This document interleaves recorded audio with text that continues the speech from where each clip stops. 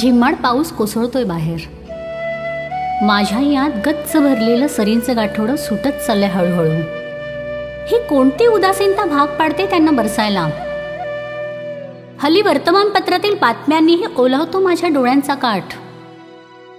इतका तिखट असतो का बातम्यांचा मसाला? बातम्यातील पात्रांपैकी कुणाशी तसं नसतंच माझं रक्ताचं नातं. तरीही येतातच बाहेर पाऊसधारा.